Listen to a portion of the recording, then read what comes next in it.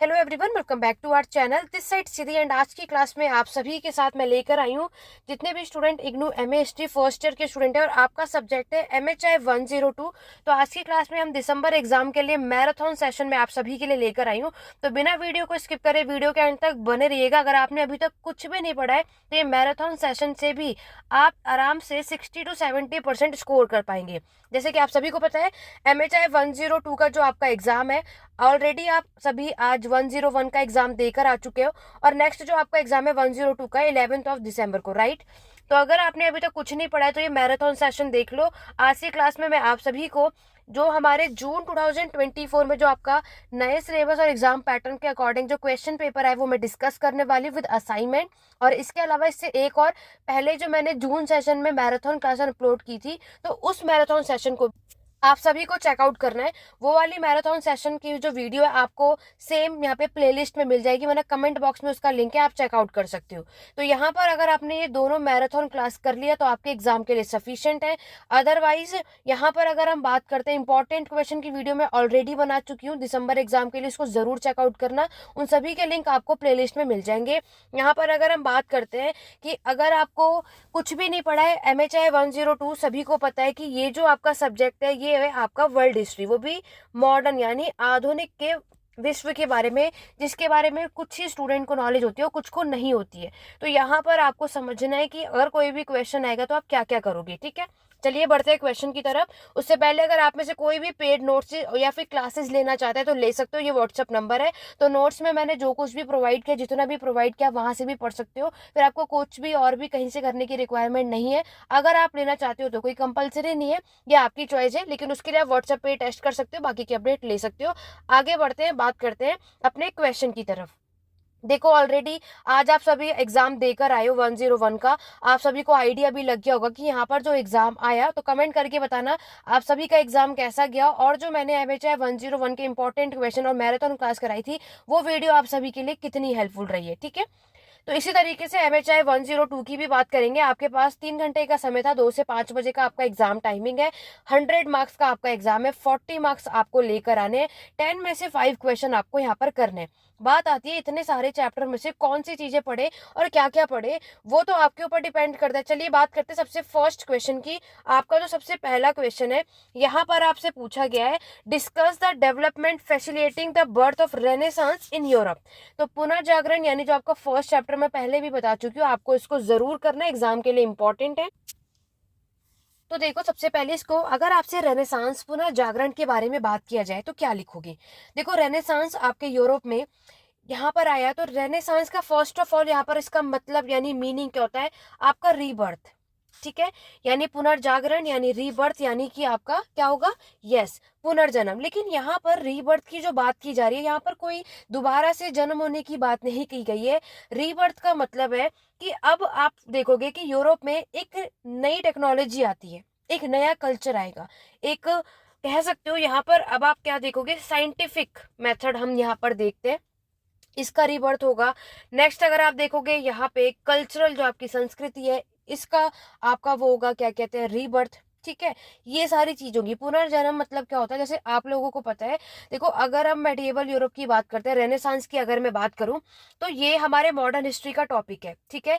इससे पहले आप सभी फ्यूडलिज्म सामंतवाद पढ़कर आए हो, तो सामंतवाद के टाइम पर आपने वो मेडिएवल वर्ल्ड हिस्ट्री का टॉपिक है। और मेडिएवल पीरियड हम सभी जानते हैं कि वो आपका डार्क एज यानी अंधकार युग के नाम से हम इसको जानते हैं। क्योंकि देखो उस टाइम पर मेडिवल का जो हमारा फेज माना जाता है कि लोग जो है आपके सबसे ज्यादा सुपरस्टिशियस थे, उस समय अंधविश्वास थे, सबसे ज्यादा जो लोग उस समय धार्मिक पे ज्यादा बिलीव करते थे, है ना, रिलीजियस पे ज्यादा डिपेंड रहते थे। तो ये चीजें आपको देखने को मिलती। लेकिन रेनेसांस का मतलब क्या है कि लोगों को अब सुपरस्टिशियस से बाहर निकालना है, ठीक है। जो ये पूरे तरीके से आपके धर्म पे डिपेंड है, ठीक है, धर्म में बिलीव करना चाहिए, लेकिन इतना नहीं कि आप लोग अंधे हो जाओ कि आपको सही और गलत की समझ ना हो। वो चीज रेनेसांस के टाइम पर हमें देखने को मिलती है। तो रेनेसांस में आपको एक बात क्लियर हुई कि हम यहाँ पर क्या देखते हैं कि आपका यहाँ पर क्या आता है, साइंटिफिक मेथड आता है। अब आप यहाँ देखोगे हमारे कुछ फिलोसोफर्स आते हैं, यानी अब यहाँ पर हम क्या देखोगे, जो लोग अभी तक रिलीजियस पे डिपेंड करते थे, रिलीजियस के तरीके से सोचते थे, तो यहाँ पर क्योंकि आपको पता है ये जो टाइम था, इस टाइम पर जो सबसे ज्यादा कंट्रोल जिनका चलता था वो चलता था आपके कैथोलिक चर्च का। ठीक है, तो रिलीजियस बेस था, यहाँ पर जो भी पोप कहते थे वो सब कुछ यहाँ पर माना जाता था। बट अब क्या होगा, अब कोई भी चीज अगर सोची जाएगी वो साइंटिफिक मेथड से सोची जाती है। आज के प्रेजेंट टाइम की अगर मैं बात करूं, आप सभी को पता है कि अगर हम कोई भी चीजें सोचते हैं या करते हैं तो हम साइंटिफिक मेथड से सोचते हैं। ठीक है, रिलीजियस अपनी एक अलग जगह है, लेकिन मैक्सिमम हम क्या करते हैं, साइंटिफिक मेथड से यहाँ पर सोचा जाता है, किया जाता है, जो यहाँ पर इससे पहले नहीं था। दूसरा यहाँ पर क्या हुआ, इस टाइम पर जो बुक आप देखोगे, बाइबल अगर आप देखोगे तो वो लैटिन भाषा में हुआ करती थी। ठीक है, रेनेसांस के आने से पहले। तो लैटिन भाषा आप सभी को पता है बहुत ही डिफिकल्ट लैंग्वेज होती है, जो हर कोई रीड नहीं कर सकता था। इसीलिए यहाँ पर जब आपके फिलोसोफर आते हैं, इन्होंने यहाँ पर आपके जर्मन लैंग्वेज में इसको ट्रांसलेट किया। क्यों? क्योंकि जर्मन लैंग्वेज में यहाँ पर हर कोई इसको पढ़ सकता था, या उनकी जो भी उनकी लैंग्वेज होती थी, कॉमन लैंग्वेज में उसको ट्रांसलेट किया गया, ताकि हर एक कोई यहाँ पर उसको बुक को रीड कर सके और उनको समझ में आए अगर हम सोसाइटी में रहते हैं तो उनके क्या क्या राइट्स हैं, क्या सही है और क्या गलत है, किस तरीके से पोप ने उन्हें सुपरस्टिशियस अंधविश्वास में रख रखा है। तो ये सारी चीजें रेनेसांस में हमें देखने को मिलती है। ठीक है, रेनेसांस के थ्रू आप क्या देखो, इन्होंने किसको बढ़ावा दिया, आपके ह्यूमैनिज्म यानी मानवतावाद को। ठीक है, यहाँ पर आप क्या देखोगे, ह्यूमैनिज्म आया, यानी ये आपका वो टाइम था, वो समय था जो आपका पीस यानी शांति। आप देखोगे अच्छी खासी पॉपुलेशन की ग्रोथ होती है, जनसंख्या में बढ़ावा हम यहाँ पर देखते हैं, आपके ट्रेड में बढ़ावा हम देखते हैं, ये सब हुआ। उसके बाद मैंने आपको क्या बताया, साइंटिफिक मेथड आप देखोगे, मतलब बहुत सारी चीजें इन्वेंशन हुई। ठीक है, इन्वेंशन की अगर मैं बात करूँ तो क्या हुआ, आपका जो टेलीस्कोप है इसका इन्वेंशन किया गया। नेक्स्ट अगर मैं बात करूँ प्रिंटिंग प्रेस, तो आपको पता है पहले जो बुक थी वो आपके हाथों से लिखी जाती थी, जिसे आपका मैन्युस्क्रिप्ट कहते हैं, पांडुलिपि कहते हैं। लेकिन अब क्या हुआ कि उस बुक को एक ही लिखने में इतना टाइम लग जाता है, और फिर ऑब्वियस है वो कितनी कॉस्टली भी होगी। प्रिंटिंग प्रेस से क्या है, कम टाइम पर आप बहुत सारी बुक पब्लिश कर सकते हो, फिर हम अपनी चीजें जो लोगों तक बहुत तेजी से और जल्दी पहुंचा सकते हैं। तो ये सारी चीजें हुई थी रेनेसांस के आने के बाद। ठीक है, ओवरऑल अगर हम बात करते हैं तो आपके रेनेसांस की जो शुरुआत है वो इटली के शहर में, फ्लोरेंस जो वहाँ की जगह है वहां पर हुई। धीरे धीरे वो आपके अदर जो कंट्रीज है, फ्रांस हुआ, आपका यूरोप हुआ, यहाँ पर फैला था। ये सब कुछ आपको क्या लिखना है, रेनेसांस के अंदर। ठीक है, चलिए आगे बढ़े, क्वेश्चन नंबर सेकंड की तरफ बढ़ते हैं। क्वेश्चन नंबर सेकंड जो है वो आपका सेकंड चैप्टर है, इनलाइटनमेंट के बारे में बात किया है। Discuss the impact of the enlightenment on the religious belief. तो यहाँ पर अगर हम बात करते हैं तो देखो, हिंदी में इनलाइटनमेंट को क्या कहते हैं, प्रबोधन कहते हैं। ठीक है, मैंने आपको पहले भी इंपॉर्टेंट क्लास की वीडियो में बताया था, रेनेसांस और इनलाइटनमेंट का चैप्टर मस्ट है, ये आपको जरूर करके जाना है। देखो, इनलाइटनमेंट प्रबोधन का मतलब क्या होता है, जागरूकता, अवेयरनेस। ठीक है, यानी इनलाइटनमेंट मतलब क्या होता है, ज्ञान की प्राप्ति। तो यहाँ पर इनलाइटनमेंट में हमारा मेन जो है, जो ये पॉसिबल कैसे हुआ, आपके रेनेसांस के थ्रू। तो वहां पर जो फिलोसोफर आए और लोगों तक उन्होंने ये जो बुक लैटिन लैंग्वेज से जर्मन लैंग्वेज में ट्रांसलेट किया और लोगों में अवेयरनेस जगाई, और जब लोगों में जागरूकता, अवेयरनेस जाग चुकी थी और उन्हें समझ आ चुका था कि अभी तक उन्हें उनके साथ कितना गलत हो रहा था, वो सोसाइटी में रहते हुए भी उनको अपने राइट्स, अधिकार पता नहीं थे, तो अब क्या होता है कि लोगों को इनलाइटनमेंट, ज्ञान की प्राप्ति हो चुकी थी। तो अब उनका मेन फोकस क्या था कि इतने टाइम से जो चर्च के लोगों ने हमें अंधविश्वास में रखा, हमें इन्हें भगाना है, कैसे भी करके सोसाइटी से निकालना है, क्योंकि इन लोगों ने हमारे साथ गलत किया है। जैसे कि आज आप देखो जितने भी, क्योंकि आपको भी पता है उस टाइम पर ज्यादातर जो लोग हैं वो इलिटरेट थे। ठीक है, अनएजुकेटेड थे, पढ़े लिखे नहीं थे। तो अगर हम आज के टाइम पर भी देखोगे, जो लोग अनएजुकेटेड है, चलो आज के टाइम पर तो बहुत सारी टेक्नोलॉजी है, जो नहीं भी पढ़े लिखे होंगे तो फोन, कंप्यूटर, है ना, रेडियो, कहीं पे भी जाकर वो सुन सकते हैं, समझ सकते हैं, इतनी नॉलेज सबको है। लेकिन उस टाइम पर नहीं हुआ करती थी। ठीक है, तो उस टाइम पर क्या थे, अनएजुकेटेड थे, इलिटरेट थे, तो उन्हें कुछ नहीं पता था। बट उन्हें ये पता था, अपर क्लास के लोग जो है, आपके पोप या चर्च के लोग हुए, नॉबल्स हुए, तो ये लोग जो कह रहे हैं, इन बात सही होगी क्योंकि ये लोग एजुकेटेड थे, इन लोगों को ज्यादा समझ है, तो ये लोग जो बता रहे हैं, कह रहे हैं, वो बिल्कुल सही होगा। ये सारी चीजें आपको यहाँ पर देखने को मिलती है। ठीक है। तो इनलाइटनमेंट यहाँ पर आता है और लोगों को क्या रहता है कि अब हमें क्या करना है, प्रोग्रेस लेकर आना है। यहाँ पर आपके किसके बारे में बताया जाता है, प्रोग्रेसिव के बारे में। किसको बढ़ावा दिया जाएगा, इंकरेजमेंट किया जाएगा, प्रोग्रेसिव को। नेक्स्ट क्या प्रोग्रेस किया जाएगा, पीस, क्योंकि देखो शांति भी लेकर आनी है। जो अभी तक लोगों के साथ गलत हो रहा था तो वो आपको यहाँ पर लेकर आना, वो सब कैसे पॉसिबल होगा, इन लोगों को बाहर करके, किसे, कैथोलिक चर्च को, वहां के जो पोप है, इन सबको बाहर करना है। तो उसके लिए क्या करना होगा, देखो आज के टाइम पर क्या है, जो हमारे ये फिलोसोफर थे, एक का नाम था आपके जॉन कैल्विन, ठीक है। तो यहाँ पर अगर आप देखोगे तो ये जो फिलोसोफर है, और दूसरे थे आपके मार्टिन लूथर, ये लोग आए थे और इन्होंने क्या किया था, आपके चर्च के साथ कितने 30 ईयर्स तक यहाँ पर डिबेट की थी। इसीलिए इसको 30 ईयर वॉर के नाम से भी आप सभी जानते हो। जितने भी स्टूडेंट यहाँ पर आप वर्ल्ड हिस्ट्री पढ़ते हो ना, उनको ये बात पता होगी। ऐसे इंडियन हिस्ट्री में वॉर होता है, ऐसे वर्ल्ड हिस्ट्री के टाइम पर भी वॉर आपको देखने को मिलता है। तो यहाँ पर 30 साल तक यहाँ पे डिबेट चला, और यहाँ पर जो फिलोसोफर्स थे, उन्होंने कैथोलिक चर्च से पूछा कि आप लोग सही और या अगर आप ये कोई बात कह रहे हो तो आप इसे प्रूफ करो, सही है या गलत में, ठीक है। तो यहाँ पर ये दो फेज होंगे। एक तरफ जो ये आपके जॉन कैल्विन, तो ये होते थे आपके रिफॉर्मिस्ट बोला जाता था, इन्हें बोला जाता था सुधारक। और जो दूसरे होते थे जिसमें कैथोलिक चर्च आएंगे, उन्हें नॉन रिफॉर्मिस्ट बोला जाता है, गैर सुधारक, ठीक है। इन दोनों के बीच में ये डिबेट चलती है, जिसको आप 30 ईयर वॉर के नाम से जानते हो, ठीक है। ये सब कुछ आपको इसके अंदर मेंशन करना है। तो क्लियर हो गया। तो ओवरऑल मैंने आपको शॉर्ट में बता दिया है, ठीक है। लेकिन इनलाइटनमेंट का मतलब क्या होता है, तो देखो इनलाइटनमेंट में अब इम्पैक्ट आने से क्या है, देखो मैंने भी आपसे कहा धर्म पे बिलीव करो, गलत बात नहीं है, लेकिन सही और गलत की आपको समझ होनी चाहिए। कहीं कोई आपको धर्म के नाम पे गलत रास्ते पे तो नहीं लेके जा रहा। आज प्रेजेंट टाइम पर भी देखो, चलो उस टाइम पर तो लोग इतने एजुकेटेड नहीं थे, आज के टाइम पर भी तो है, लेकिन आज के टाइम पर भी लोग एजुकेटेड होने के बाद भी क्या कर रहे हैं, अंधविश्वास में, ठीक है। उन्हें लगता है कि चलो यही स्ट्रैटेजी अपना लेते हैं, कुछ रास्ता नहीं मिल रहा तो यही कर लो, लेकिन करो, लेकिन आपको ये पता होना चाहिए सामने वाला सिर्फ आपसे पैसे तो नहीं निकलवा रहा, सही गलत की समझ आपको होनी चाहिए। अदरवाइज एजुकेटेड होने का कोई मतलब नहीं बनता।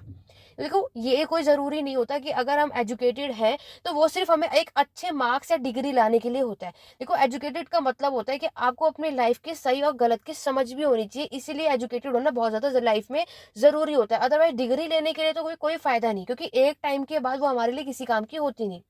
आज के टाइम पर आप सभी मास्टर कर रहे हो, लेकिन कई ऐसे स्टूडेंट होंगे जिन्हें स्कूल की लाइफ में जो आपने बुक्स पढ़ी होंगी कुछ भी याद नहीं होगा, कुछ भी रिमेंबर नहीं होगा, लेकिन मार्क्स सबके अच्छे आए होंगे, क्योंकि वो सब हमने सिर्फ मार्क्स के लिए, डिग्री लेने के लिए पढ़ा था।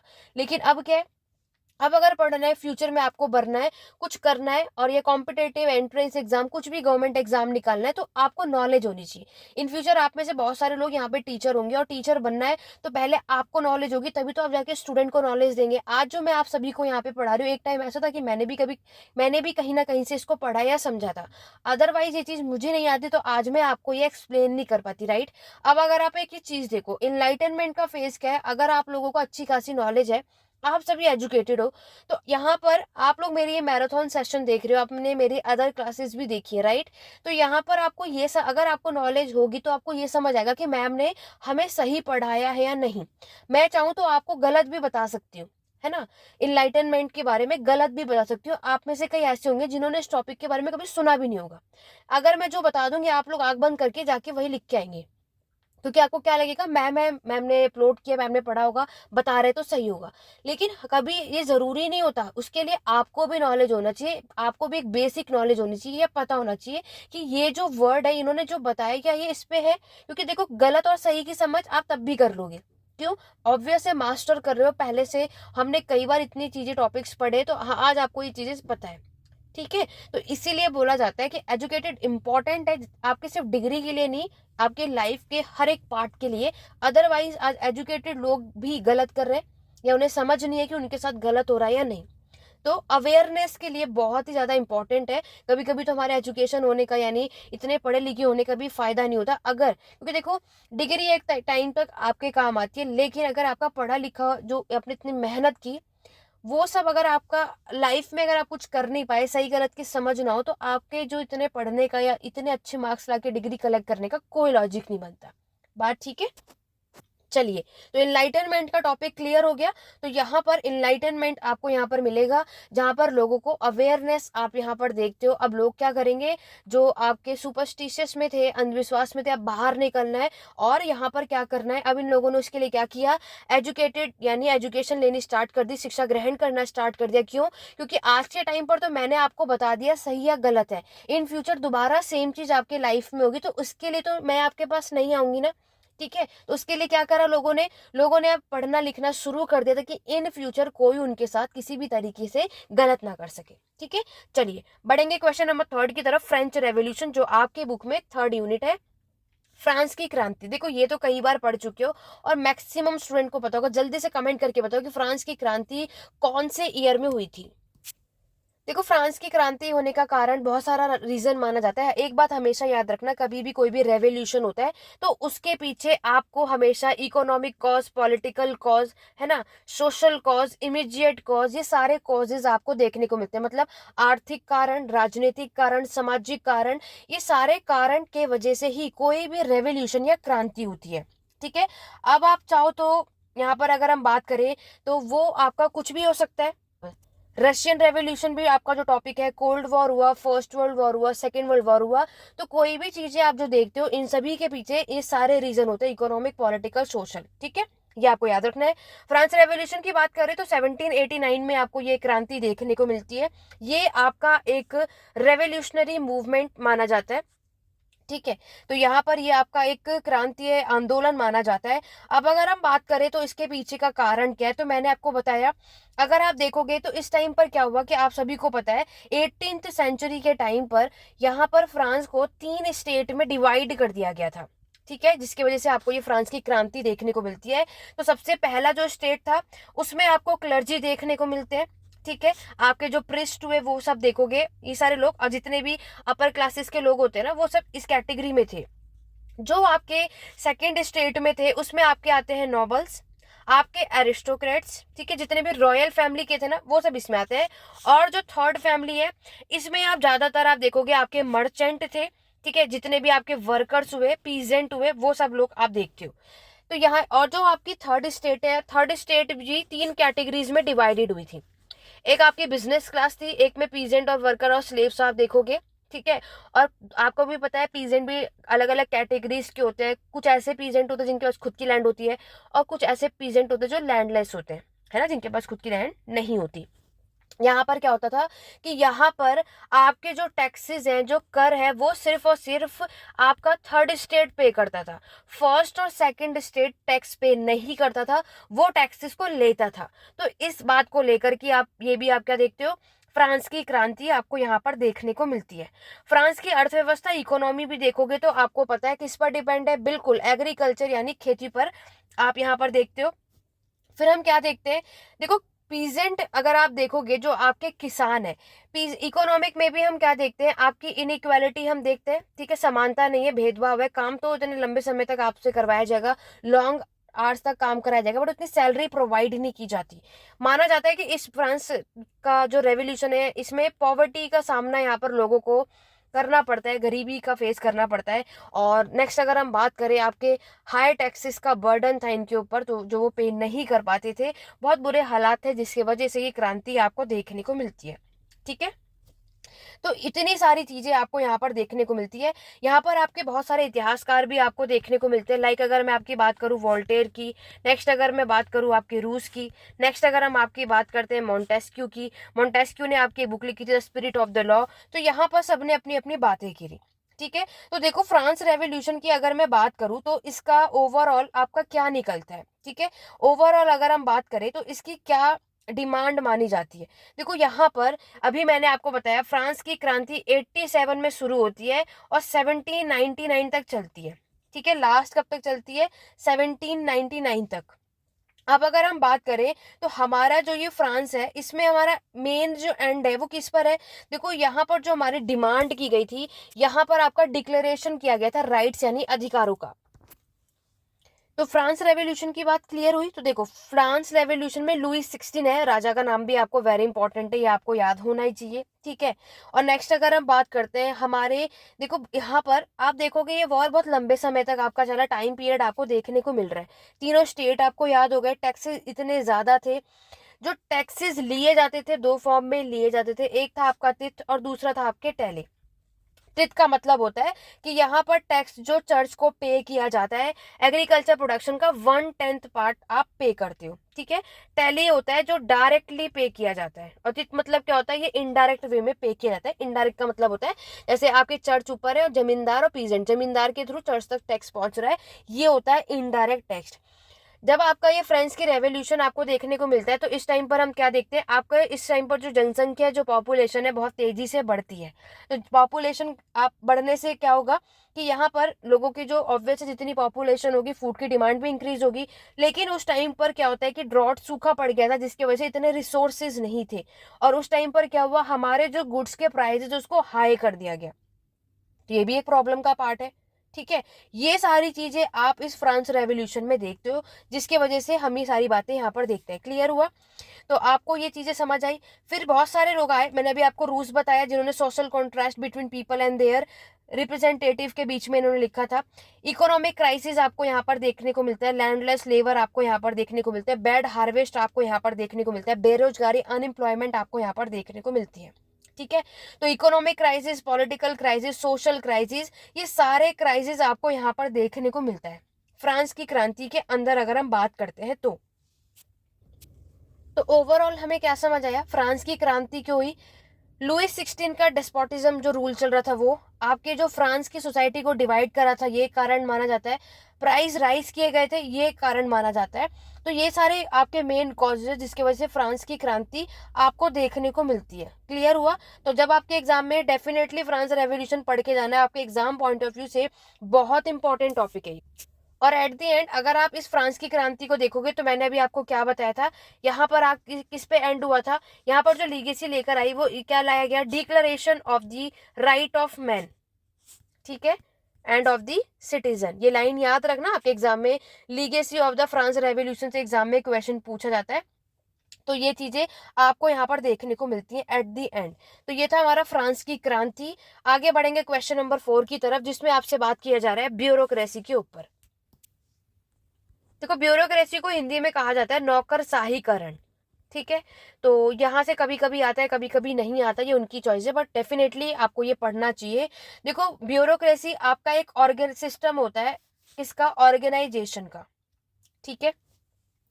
मतलब अगर आप देखोगे तो यहाँ पर ये आप कह सकते हैं ब्यूरोक्रेसी आपका एक कॉम्प्लेक्स स्ट्रक्चर होता है, इसमें मल्टीपल लोग आपको यहाँ पर देखने को मिलते हैं। देखो लेकिन ब्यूरोक्रेसी का मतलब क्या होता है, इसका मतलब होता है कि यहाँ पर आपकी जो पूरा कंट्रोल है वो गवर्नमेंट चलाती है, ठीक है। तो इसीलिए ब्यूरोक्रेसी का मतलब आपको यहाँ पर पता होना चाहिए। अब अगर हम बात करते हैं कि ब्यूरोक्रेसी का मतलब यहाँ पर हम क्या करेंगे, तो देखो यहाँ पर अगर हम बात करते हैं तो ब्यूरोक्रेसी आप देखते हो तो ये ज्यादातर इनका एक बड़ा लार्ज ऑर्गेनाइजेशन, बड़ा संगठन आपको देखने को मिलता है। वो दोनों ही तरीके से होता है, आपका पब्लिक और प्राइवेट, ठीक है। पब्लिक और प्राइवेट दोनों ही तरीके से हम यहाँ पर देखते हैं। आज आप देखो नौकरशाहीकरण की अगर हम बात करें, तो बोला जाता है कि इनकी जो पोजीशन होती है वो हायरार्की होती है, ठीक है। ब्यूरोक्रेसी की अगर मैं बात करूं तो ये आपके कैसे, इनको ना इलेक्ट के थ्रू नहीं, इनका नॉन इलेक्टिव आप यहाँ पर देखते हो, ठीक है। ब्यूरोक्रेसी का मतलब कह सकते हो कि ये आपका एक एडमिनिस्ट्रेशन सिस्टम है। आप सभी आज देखो कि आज अगर किसी को कोई काम करवाना होता है तो ब्यूरोक्रेसी में आज आपको क्या लगता है, देखो यहाँ पर कुछ कुछ इतिहासकार या फिलोसोफर का मानना है कि ब्यूरोक्रेसी से भी आपको क्या मिलता है, यहाँ पर एक नेगेटिव इम्पैक्ट भी हमें देखने को मिलता है, लाइक करप्शन।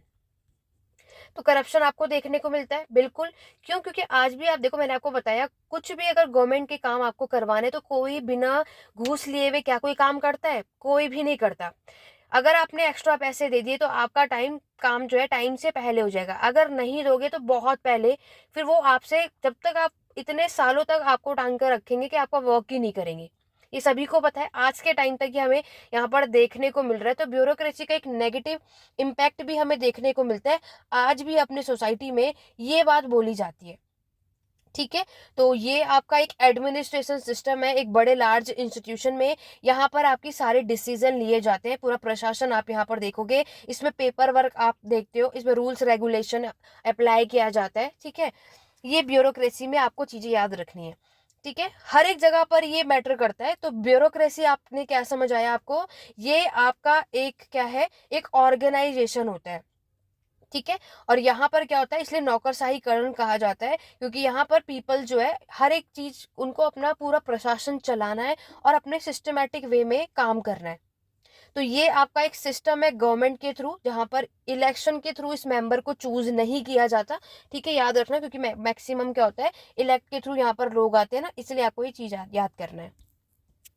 तो ये 4 क्वेश्चन आपको क्लियर हो गए। आगे बढ़े, क्वेश्चन नंबर 5 में शॉर्ट नोट है, 4 शॉर्ट नोट आपको मेंशन किया गया है, जिसमें से पहला पूछा गया है आपके डेमोक्रेसी की जो ओरिजिन है, उत्पत्ति मॉडर्न वर्ल्ड में हुई तो क्या क्या चीजें हुआ, क्या क्या नहीं, तो ये चीजें आपको बताना है। देखो, डेमोक्रेसी क्या होता है, आपका लोकतंत्र। आपको भी पता है आज के टाइम पे हमें अपने जो हमारी गवर्नमेंट है, ये पूरे तरीके से डेमोक्रेसी आपको देखने को मिलता है। डेमोक्रेसी से पहले आपको हमारी सोसाइटी में मोनार्की सिस्टम देखने को मिलता है, जिसे आप राजतंत्र कहते हो। मोनार्की आपको पता है कि यहाँ पर किंग का रूल चलता है। ठीक है, लेकिन अब क्या हुआ कि बाद में ये सारी चीजें क्या हो गई, डेमोक्रेसी हो गई, यानी अब जो पावर है वो लोगों के हाथ में दे दी गई। यहाँ पर जो पूरी स्टोरी है डेमोक्रेसी की मॉडर्न वर्ल्ड में, हम यहाँ पर बात करेंगे। यहाँ पर जो पूरा जो एवोल्यूशन आपको देखने को मिलता है, देखो डेमोक्रेसी अगर आप देखोगे तो इसकी शुरुआत 19 से 20 सेंचुरी में हुई, ये बात आपको भी पता है। तो डेमोक्रेसी यहाँ पर आपको हमें एक बात समझ में आती है कि हमारी सोसाइटी में मॉडर्न डेमोक्रेसी यहाँ पर लेकर के आया गया। इसका मतलब क्या है, मॉडर्निटी लेकर आया गया, यानी आधुनिकता, यानी आज के टाइम पर आप देख रहे हो। तो यहाँ पर आपको भी पता है कि ब्रिटेन ने, मतलब ब्रिटेन जब आए थे, उन्होंने जब इंडस्ट्रियल रेवोल्यूशन की शुरुआत हुई थी आपके 18th सेंचुरी में, और उसके बाद फ्रांस और अमेरिका ने भी आपके पॉलिटिकल रेवोल्यूशन की भी शुरुआत कर दी थी। उसके बाद ब्रिटेन ने क्या किया, आपका जो फर्स्ट मॉडर्न डेमोक्रेसी की शुरुआत की थी सिविल वॉर के बाद। सिविल वॉर कब हुआ था, 1640 टू 1649 के वो टाइम पीरियड है जब वो चीजें आप देखते हो। ठीक है, तो डेमोक्रेसी आने से हमने सबसे पहली चीज जो आपने क्या मैक्सिमम जो अचीव की है, वो है आपका यूनिवर्सल अडल्ट सफरेज। ठीक है, ये यहाँ पर अचीवमेंट आपको देखने को मिलता है। ब्रिटेन के साथ फ्रांस में भी आप देखोगे, तो स्टार्टिंग में नहीं, बाद में आप धीरे धीरे हम देखते हैं। फिर क्या हुआ, अभी मैंने जो आपको फ्रांस की क्रांति, फ्रांस रेवोल्यूशन वहां पे पढ़ाया, तो फ्रांस रेवोल्यूशन 1789 में इसको इनॉग्रेट किया गया, और वहां पे लिबर्टी, इक्वालिटी और फ्रेटर्निटी की बात की गई। ठीक है, तो मैंने अभी आपको क्या बताया कि वहां पर भी फिर डेमोक्रेसी की शुरुआत आपकी हुई। आपने ग्रीक पढ़ा, ग्रीक साम्राज्य ऑलरेडी MHI 101 में पढ़ चुकी हो, तो वहां पर भी आपने एक बात देखी कि किस तरीके से आपके वहां पर मोनार्की सिस्टम से रिपब्लिक लाया गया। रिपब्लिक के बाद आप वहां पर देखते हो मोनार्की सिस्टम क्या, डेमोक्रेसी लाया गया। तो डेमोक्रेसी से क्या होता है कि जो पावर है लोगों के हाथ में चली जाती है। तो जिसको ये बात सही लगती है तो वो इस बात से एग्री करते हैं, अदरवाइज जो नहीं चाहते डेमोक्रेसी आए, सिर्फ हमारी सत्ता चले मोनार्की में, तो कुछ इस तरीके के रूलर्स भी आपको यहाँ पर देखने को मिलते हैं। फिर आपको बताना है कि देखो, ओरिजिन उत्पत्ति की बात की जा रही है, तो डेमोक्रेसी के बारे में बताना है कि आपके फ्रांस में आपके इसकी डेमोक्रेसी की शुरुआत हुई, आपके अमेरिका में भी, यूनाइटेड स्टेट की मैं बात करूं, यहाँ पर भी सिविल वॉर के बाद इसकी शुरुआत की गई। ठीक है, जहां पर अमेरिका में भी डिक्लेरेशन ऑफ इंडिपेंडेंस की डिक्लेयर कर दिया था, 1776 की बात है। उसके बाद जुडिशरी सिस्टम आप यहाँ पर देखते हो, और यहाँ पर पार्लियामेंट में आप एग्जीक्यूटिव, आपका जुडिशरी है ना, और लेजिस्लेटिव, ये 3 तरीके के पार्ट। अब हम हमारी जो सरकार है इसी पर डिपेंड होती है, हमारी जो ब्रांच है गवर्नमेंट की, एग्जीक्यूटिव, लेजिस्लेचर और जुडिशरी का बहुत अच्छा इफेक्ट आपको सोसाइटी में देखने को मिलता है। ये सब कब पॉसिबल हुआ, जब सोसाइटी में डेमोक्रेसी आया। ठीक है, तो ये सब कुछ आपको इसके अंदर मेंशन करना है।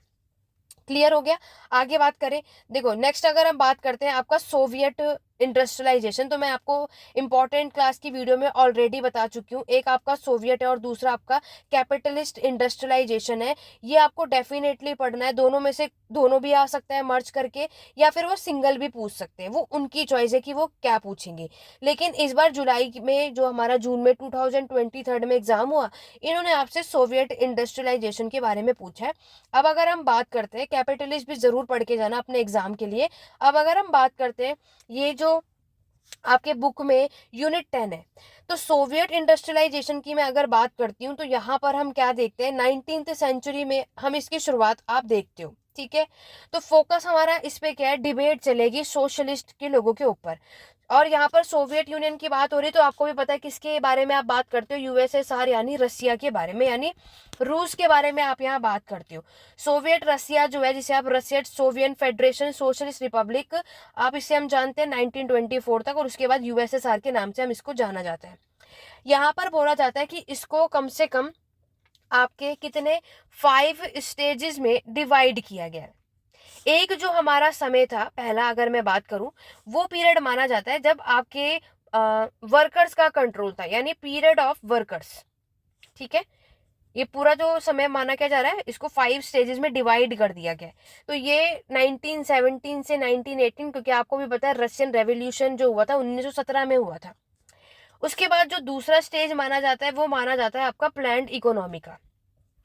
तो यहाँ पर प्लान्ड इकोनॉमी की शुरुआत 1918 से लेकर के 1921 तक आपको देखने को मिला। तीसरा जो स्टेज माना जाता है कि आपकी न्यू एजुकेशन पॉलिसी लाई गई 1921 से 27 का पीरियड वो माना जाता है। फिर दोबारा से प्लान इकोनॉमी की गई 1929 में, ठीक है, और आपको पता है वो हमारा इकोनॉमिक क्राइसिस का भी समय माना जाता है। और लास्ट है, वापस से हमें अपनी सोवियत की इकोनॉमी को रिकंस्ट्रक्ट करना है।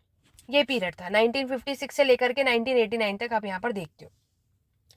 तो यहाँ पर आपको एक बात पता है कि हमारे रशिया के वर्कर्स के जो हालात है, जो सिचुएशन है, वो कैसा था। ठीक है, आप सभी को पता है रशियन रेवोल्यूशन 1917 में हुआ था, और रूस की क्रांति, रशिया रेवोल्यूशन को बहुत ही डिटेल में मैं ऑलरेडी यूट्यूब चैनल पर अपलोड कर चुकी हूँ। अगर आपने वो वीडियो नहीं देखी है तो MHI02 का लिंक नीचे डिस्क्रिप्शन बॉक्स में जाकर के वहां पर उस वीडियो को देख सकते हो। बहुत डिटेल में और डीपली में बताया है कि किस तरीके से हम इसको 2 पार्ट में पढ़ते हैं, अक्टूबर और फेब्रुअरी रेवोल्यूशन के बारे में।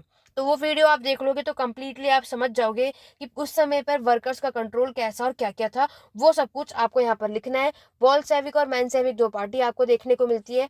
ठीक है, यहाँ पर जो राजा है उनका नाम था जार। ठीक है, जार निकोलस, आप सभी को पता है। ये चीजें आप लोग यहाँ से पढ़ लेना, ये सारी बातें आप उससे, उस वीडियो को अगर आप चेकआउट कर लोगे तो बहुत डिटेल में सब कुछ समझ जाओगे। जार को इस तरीके से भी लिखा जाता है, तो आप देख लेना।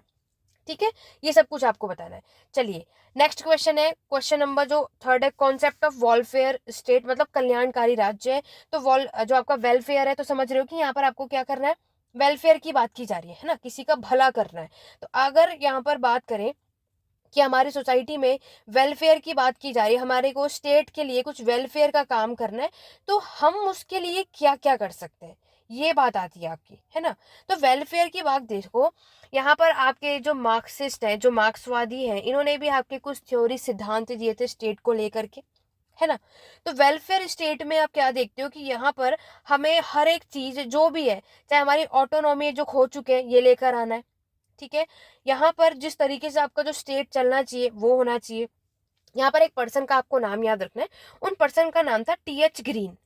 ये आपके one of the first and strongest advocate थे उस टाइम पर, आपके वेलफेयर स्टेट लेकर, इसके बारे में इन्होंने बात करी, इसकी शुरुआत इन्होंने यहाँ पर की थी, मतलब ओवरऑल सिटीजनशिप ये लेकर आए थे।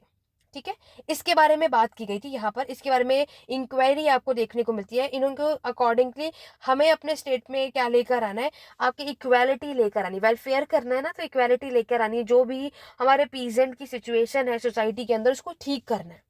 ये सारी चीजें आप इसमें बता सकते हो। ठीक है, आगे बढ़े।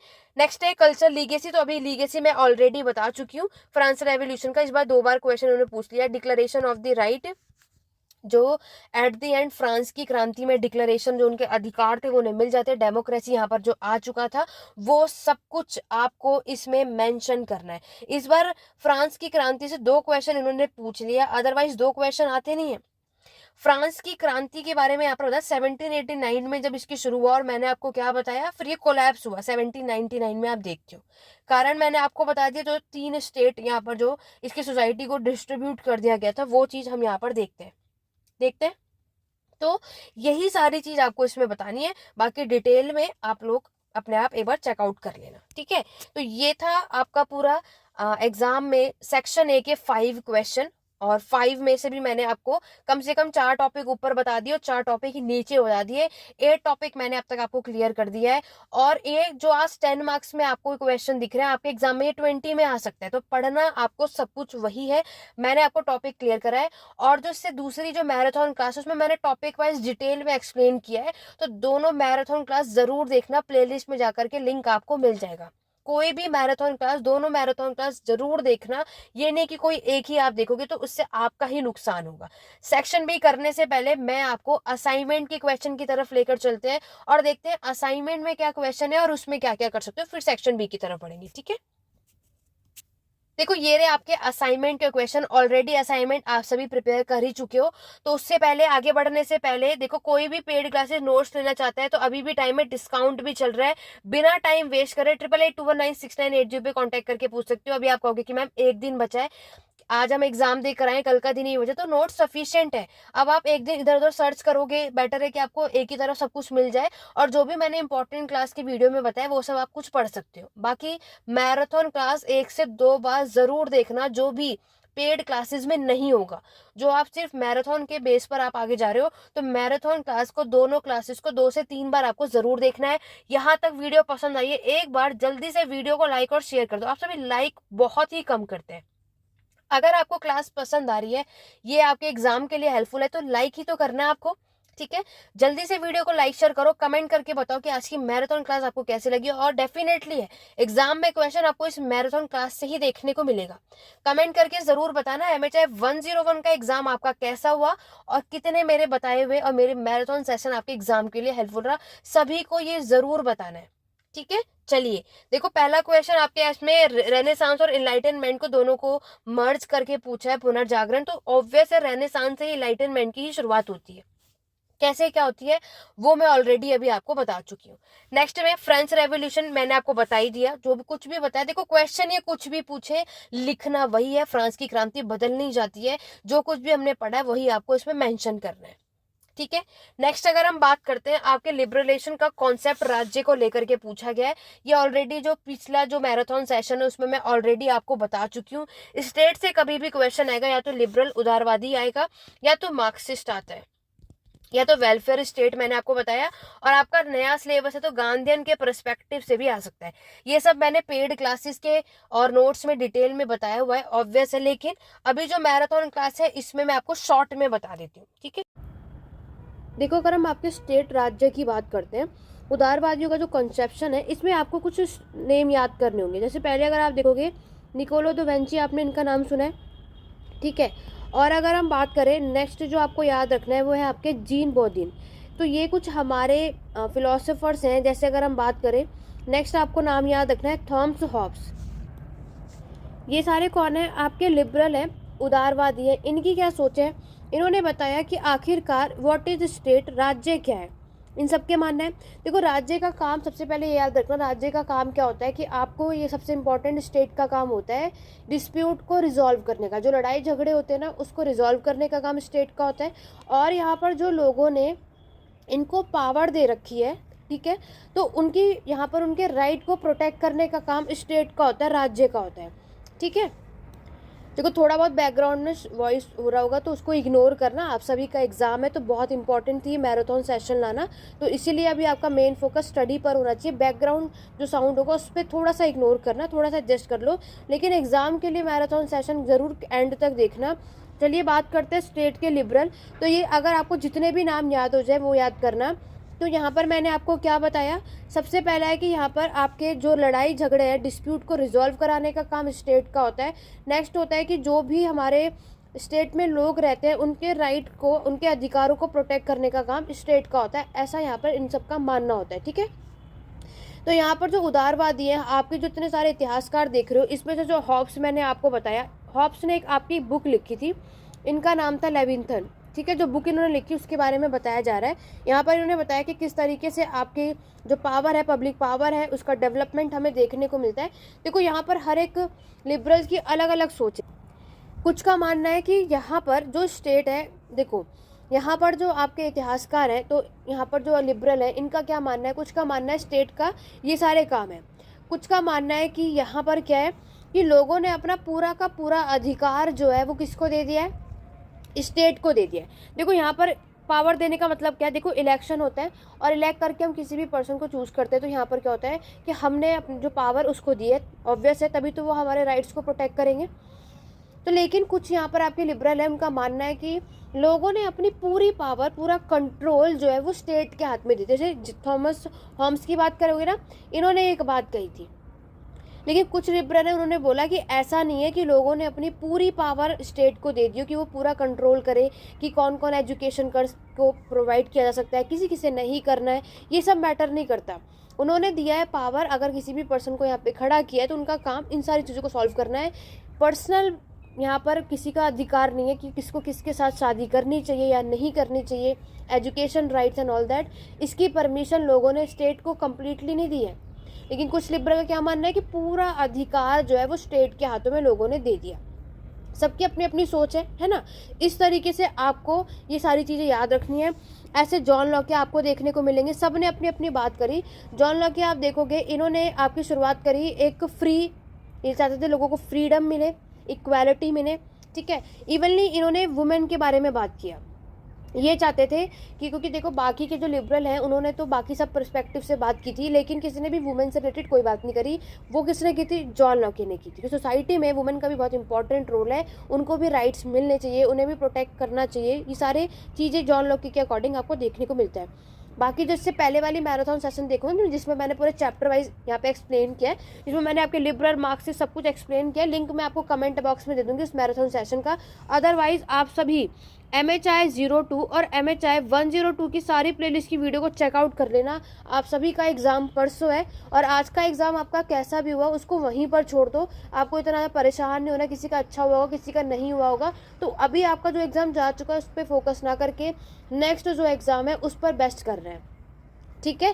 क्लियर हो गया। तो ये दोनों प्लेलिस्ट को अच्छे से कर लेना आपके इस एग्जाम के लिए, अगर अभी तक आपने कुछ नहीं पढ़ा है तो। आगे बढ़ते हैं। नेक्स्ट जो क्वेश्चन है वो राष्ट्रवादी से पूछा है, आपके नेशनलिज्म के बारे में पूछा है। डिस्कस्ड बाय गेलनर और एंथोनी स्मिथ ने यहाँ पर नेशनलिज्म के बारे में किस तरीके से क्या बताया वो आपको बताना है। आपकी बुक के अंदर यूनिट 8 है, वहाँ से चेक करना। देखो सबसे पहले तो मैंने भी आपको क्या बताया, इंट्रोडक्शन ज़रूर देना कि आखिरकार नेशन यानी राष्ट्र और नेशनलिज्म यानी राष्ट्रवाद कौन होते हैं, ठीक है। देखो सभी को पता है नेशनलिज्म की शुरुआत, राष्ट्रवाद जो आए थे वो 19th सेंचुरी में आए थे।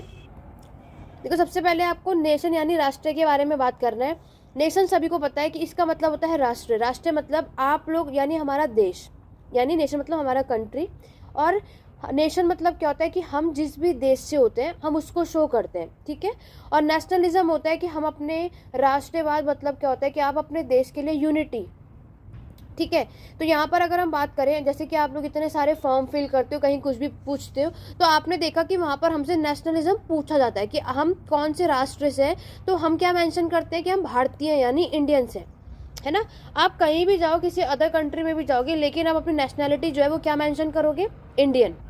तो यहाँ पर जो आप नेशनलिज्म देख रहे हो, तो यहाँ पर आपके कुछ राष्ट्रवादों का एमरजेंस होता है जो कि आपको अपने राष्ट्र के लिए वो बोलेंगे। उसी में से आपके दिन 2 पर्सन के एग्जाम में पूछा गया है, गेलनर और एंटोनी स्मिथ। देखो गेलनर और आपकी एंटोनी जो स्मिथ है, ये आपको हमारे देश के बारे में बताएंगे, हमारे नेशनल के प्रिंसिपल्स जो हैं, जो उनके सिद्धांत है वो आपको बताएंगे, और किस तरीके से स्टेट और नेशन का एमरजेंस होता है। ऐसा बोला जाता है जहाँ जहाँ स्टेट होगा वहाँ वहाँ नेशन होगा, जहाँ राज्य नहीं होगा वहाँ नेशन भी नहीं होगा। मतलब हर जगह, जैसे देखो आपका जो प्री एग्रीकल्चर का फेज़ है, ठीक है, प्री एग्रेरियन का जो हमारा फेज़ माना जाता है, तो ये कौन सा समय होता है, ये आपका जो टाइम होता है वो होता है आपका स्टोन एज, पाषाण काल का। सभी को पता है स्टोन एज के टाइम पर जो लोग थे वो टेम्पररी सेटलमेंट थे, अस्थायी थे। इस समय कोई भी सोसाइटी डेवलप नहीं हुई थी। इस तो आपको क्या लगता है इस टाइम के, आपको पता है हंटर गैदरर थे, पेस्टर नोमैडिज्म थे, पशुपालन थे, शिकार करने वाले लोग थे। तो क्या लगता है आपको यहाँ पर स्टेट की कोई भी रिक्वायरमेंट होगी, स्टेट का कोई रोल होगा प्री एग्रेरियन में? देखो नहीं होगा। मैंने अभी आपको क्या बताया कि स्टेट का रोल है कि वो सारी चीज़ों को कंट्रोल करे, ठीक है, और कोई कहीं भी कोई डिस्प्यूट हो तो वो सॉर्ट आउट करे। जब इस समय पर लोग सेटल ही नहीं हुए तो लड़ाई झगड़े क्यों होंगे, किस कारण से होंगे, इसकी कोई रिक्वायरमेंट है ही नहीं, ठीक है। लॉ एंड ऑर्डर को मेंटेन करने का काम स्टेट राज्य का होता है, लेकिन इस टाइम पर लॉ एंड ऑर्डर कुछ नाम की चीज़ ही नहीं थी, क्योंकि इस टाइम के लोग माइग्रेट करते थे। तो जब यहाँ पर स्टेट नहीं है तो यहाँ पर नेशन भी नहीं होगा, क्योंकि जब आपका स्टेट राज्य बना ही नहीं तो नेशन कैसे बन सकता है, समझ रहे हो। तो यहाँ पर ये इंपॉर्टेंट चीज़ क्या है, जहाँ आपका स्टेट होगा वहीं नेशन होगा, जहाँ स्टेट नहीं होगा वहाँ नेशन भी नहीं होगा।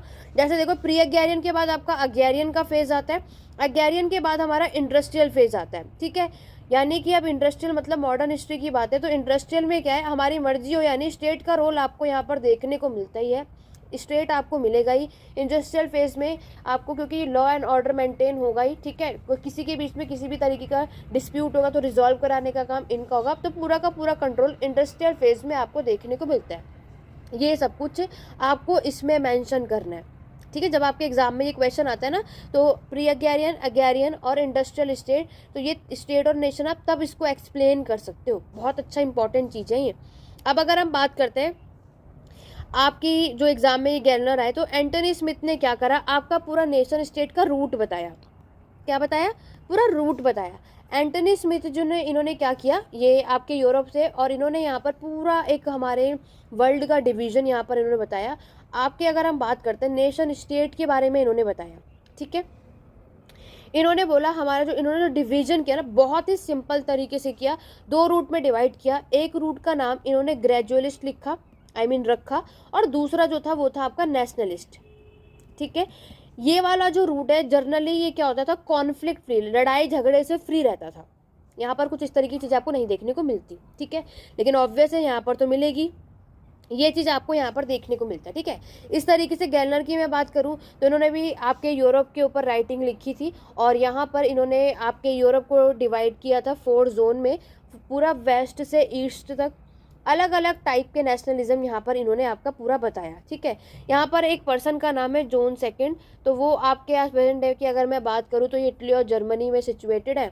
आज अगर हम बात करते हैं, मतलब देखो ऐसे जॉन सेकंड के बाद जॉन थर्ड आप देखोगे, जॉन थर्ड में अगर आप देखोगे जर्मनी की टेरिटरी और आपके रशियन एम्पायर, ये पूरा यूक्रेन हुआ, आपका ग्रीस हुआ, ये सारी जगह हमें यहाँ पर देखने को मिलती है, ठीक है। ऐसे फिर जोन 4 देखो, यहाँ पर नेशनलिज्म का टॉपिक जिसको क्लियरिटी के साथ समझ में आ रहा है वो इस टॉपिक को कर सकता है, अदरवाइज स्किप कर दो, क्योंकि अभी आपके पास सिर्फ 1 दिन का ही चांस है। मैंने आपको आइडिया दे दिया कि अगर यहाँ से क्वेश्चन आता है और आप अटेम्प्ट करना चाहते हो तो, अदरवाइज आप में से कोई भी पेड मेंबर्स का या फिर जिन्होंने नोट्स ले रखे हैं, आप लोगों को जो भी मैंने प्रोवाइड किया वो सफिशिएंट है, उससे अच्छे से डिटेल से कर लो। बाकी इंपॉर्टेंट क्वेश्चन में मैंने इंपॉर्टेंट टॉपिक की जो वीडियो बनाई है वो देख लो, दोनों मैराथन सेशन देख लेना 1 दिन के लिए, बाकी कहीं से कुछ और पढ़ने की रिक्वायरमेंट नहीं है। अब कुछ भी नया मत पढ़ना, सभी को सजेस्ट करूँगी, जो नया पढ़ने में लगेंगे मार्क्स अच्छे नहीं आएंगे तो लिमिटेड टॉपिक करो लेकिन अच्छे से करो। रशियन कर लो, सॉरी रेनेसांस कर लो, इनलाइटनमेंट कर लो, फ्रेंच रेवोल्यूशन करो, 3 टॉपिक मैंने आपको बता दिया। उसके बाद रशियन रेवोल्यूशन कर लो, ठीक है, ये डेफिनेटली है, यहाँ से आपके एग्जाम में आपको मिलेगा, इसमें कोई डाउट नहीं है। देखो नेशनलिज्म का कोई 100% श्योर नहीं है कि हर बार आता है, ये कभी कभी आता है कभी कभी नहीं आता। मैं ये नहीं कहूँगी आएगा ही नहीं, आ सकता है, लेकिन आपको तभी करना जब आप ये सारी चीज़ें अच्छे से लिख पाओ। तो पहले कोशिश करो कि हमें कुछ लिमिटेड चीज़ें, जो लिमिटेड टॉपिक है उसको स्ट्रांगली तरीके से प्रिपेयर कर लो, बाकी जो अदर टॉपिक है एक नॉर्मली रीड आउट करके चले जाओ, ठीक है। चलिए आगे बढ़ेंगे नेक्स्ट क्वेश्चन की तरफ, शॉर्ट नोट की तरफ। डेमोक्रेसी के चैलेंजेस के बारे में ऑलरेडी मैं अभी क्वेश्चन पेपर में बता चुकी हूँ, वेलफेयर स्टेट हम ऑलरेडी पढ़ चुके हैं। अब बात करते हैं कमर्शियल कैपिटलिज्म। देखो कमर्शियल कैपिटलिज्म सजेस्ट करूंगी कि ये पढ़कर ज़रूर जाना, ये एक अच्छा टॉपिक है, 10 मार्क्स का क्वेश्चन है, ये आपको 10 या 20 मार्क्स में मिल जाता है, हर बार हमें ये चीज़ देखने को मिलती है। अब अगर कमर्शियल कैपिटलिज्म से क्वेश्चन आएगा तो क्या बताओगे, आइए चलिए इसके बारे में बात करते हैं। लेकिन उससे पहले मैं आपको ना ये बता देती हूँ, डीकोलोनाइजेशन। देखो डीकोलोनाइजेशन क्या है, उपनिवेशवाद की अगर मैं बात करूँ तो ये यहाँ पर जो आपकी कंट्री होती है, जो कॉलोनी, देखो यहाँ पर एक कॉलोनिज्म आपका एक टॉपिक है, वो भी आ सकता है, और एक कॉलोनाइजेशन का एक हमारा चैप्टर है, और एक डीकोलोनाइजेशन का। देखो डीकोलोनाइजेशन यहाँ पर क्या है, कॉलोनाइजेशन में यहाँ पर लोग क्या करते हैं, अपनी कॉलोनी बनाते हैं, मतलब आपका एक टेरिटरी जो है वो दूसरी टेरिटरी पर अपना कंट्रोल बनाता है, उसे एनेक्स कर लेता है। तो यहाँ पर डीकोलोनाइजेशन का मतलब क्या है, ये एक आपका ऐसा प्रोसेस है जहाँ पर जो हमारा देश है वो कंट्रोल करता है दूसरी कंट्री को, ठीक है। मतलब आपको अपना जो साम्राज्य है उसको, उसका विस्तार करना है, एक्सपेंशन करना है, उसे आप कहते हो, ठीक है। तो यहाँ पर क्या है कि एक बार अगर देखो कॉलोनाइजेशन डीकोलोनाइजेशन में क्या होता है कि यहाँ पर जब ये आपका ए है और इसने अपना कंट्रोल बी पर बना लिया, अब दूसरे में क्या होता है, जब ये चला गया तो ये कब पॉसिबल हुआ, ए जो है बी की टेरिटरी को तभी तो जीत पाया जब वी के जो लोग हैं, यहाँ के जो रूलर्स हैं वो बहुत वीक होंगे। यही कारण है जिसके वजह से वो अपने देश को नहीं बचा पाए।